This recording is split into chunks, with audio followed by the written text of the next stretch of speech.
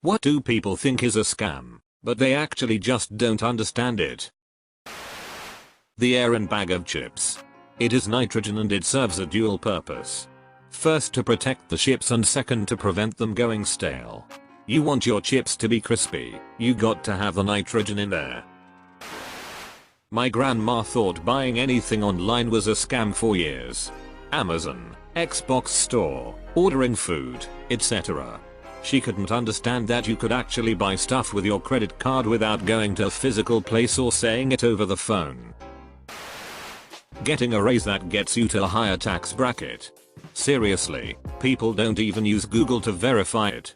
When you get a raise, only the portion of the salary that goes above the bracket is getting the higher taxes. Hello, we've been trying to reach you about an important safety recall notice for your vehicle. When the mechanic tells you that your brake pads are completely gone and says it's just bare metal to metal. Customer service rep trying to help out in a bro way because they take a general liking to you or empathize with your issue. Like, don't come back and demand my coworker or manager give you the same deal cause I basically broke company policy to benefit you. My mom thinks sites that accept credit card payments are a scam. Edit, we lived in a second world country where most people only paid with cash. When we moved to a much more developed country in Europe, and she heard about credit card scammers on the news, that kinda made her think that sites that include credit card payments are shady. Haha. People being paid for their time and knowledge. I hear. If you loved animals more and weren't so greedy you would do this for free. Every day at my job, I would love to enter their office and demand their services for free. Literally anything that requires a signature. Confirmation that they've seen their doctor's care plan and we've reviewed it with them. Refuse to sign. Financial form that will get them free medications that normally cost over $1,000 a month. Refuse to sign. Form that allows us to provide them a nutritional supplement at no additional cost. Refuse to sign. Refusing a flu vaccine that could prevent them and the rest of the clinic from dying over the winter, and then also refusing to sign the form confirming that they've refused the vaccine. Internet connection speeds.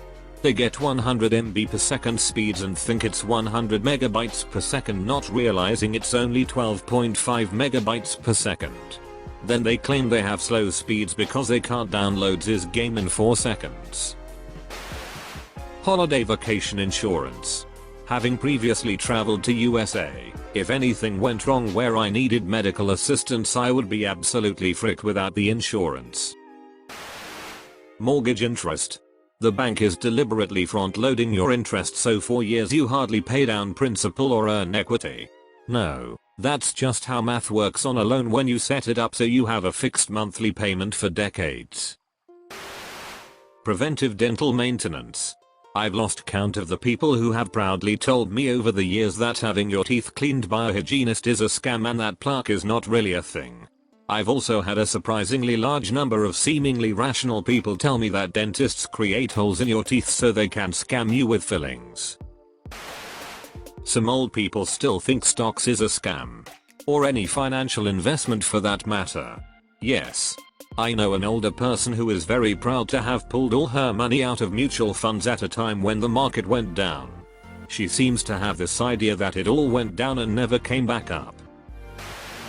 When you're making a new account somewhere and it tell you to enter the email and a password for your account, some people think they're asking for the password to your email. Generic/store brand versions of Tylenol, Aleve, etc. It's the same stuff, probably made in the same factory, just with a different label on it. Yet so many I know refuse to buy the generic/store brand because it costs less, it can't work as well. Legal services.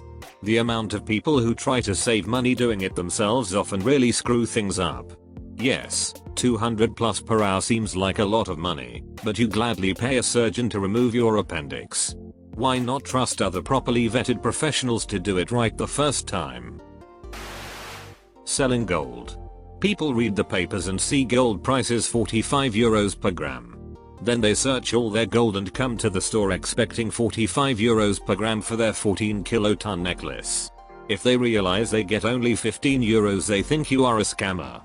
And on that note, people also seem to think that jewelers change the diamonds for fakes. Which not one single goldsmith will do, because a brilliant actually costs them not that much. The time to replace it costs more effort than it's worth, even if it is a 20,000 euros brilliant. Also, they will never take the risk that a customer will have it tested by another jeweler and it turns out to be fake all of a sudden. Credit cards.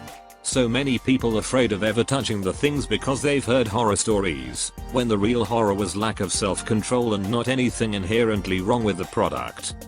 Credit cards offer the best fraud protection. It's the bank's money, they will do everything they can to get their money back. Whereas just using your debit card, that is your money. If you are unfortunate enough to lose it, that's largely on you, and the financial institution really isn't that invested in whether you get it back or not. Also, credit cards offer rewards for using them and paying them back on time. You are going to spend the money, you might as well get something back from those transactions. Vaccines. No, it's not a worldwide conspiracy by doctors to give every kid autism. It's to stop children from dying horrible deaths. Ugh, I hate to say this, but politics. There is so much more to it than corrupt politicians that get elected and don't fulfill their promises. You got to get in first, then figure out how to handle the needy masses. If you promise reasonably, you won't get elected. Overpromise, everyone hates you. You can't win. Debit card authorizations. I work at a hotel, and the amount of times we get screamed at because people don't understand how their debit card works is way too high. Problems with this are almost a daily occurrence. Most hotels do not charge you when you check in, they wait until you check out. However, they do authorize your card when you check in, and for all intents and purposes this is pretty much the same thing as a charge as far as you, the customer, is concerned. It's not exactly the same thing. The money doesn't officially come out of your account, and the hotel receives no money from the authorization, but it still means those funds aren't available to you until the authorization is released. Hotels have to do this. We can't just assume you have the money on your card to cover the amount of your stay. You're checking in now but leaving in 3 days. If we just trusted that everyone staying could pay in full at the end of their stay, then we'd have a lot of people who just disappeared at the end of their stay without paying. Nor can we check that your card has the money on it, then just operate on the assumption that it will still have the money on it in 3 days when you check out. People could easily go spend all the money on their debit card and then in 3 days no longer have the funds to pay, even when they did at check-in. We have to put an authorization for the amount we expect you to owe at checkout. This effectively holds those funds aside so that when we're ready to charge you, at checkout, the money is there. While the authorization is active, you can't use those funds. They are still in your account but can't be spent. This inevitably leads to people thinking we've taken money out of their account that we shouldn't have. People find their debit cards are declined elsewhere, then see the hotel authorization and think it's our fault, when in fact it's because they had just enough to cover the hotel expenses on the card, and we're holding those with an authorization. This happens in several places where you use your debit card. Even at gas pumps. When you swipe your card at a pump, it has no clue how much you're going to spend on gas. The gas station picks a number that it feels comfortable with, something a bit higher than what people normally spend on gas, and the pump will authorize your card for that amount. When you're done pumping, the final charge will go through. The only reason people notice this at hotels but not elsewhere is because of the length of time a hold may stay at a hotel. If you're staying a week, that authorization is made at check-in and remains on your account for that whole week until you check out. So pro tip, if you plan on paying a different way when you check out, go ahead and pay that way when you check in. Whatever card you provide at check-in will be authorized at that time, and as with anything else involving banks, it can take a few business days for an authorization to be released on your account. That's all for today's video. Hope you guys liked it. If you liked the video, subscribe. If you want to support the channel, the best thing you can do is simply watch the videos. But if you really want to see the channel thrive, subscribe, like, comment, add to favorites, add to playlist, and share with friends. Don't forget to follow me on Instagram at Reddit and Insta. Thank you guys so much, and I will see you with tomorrow's upload.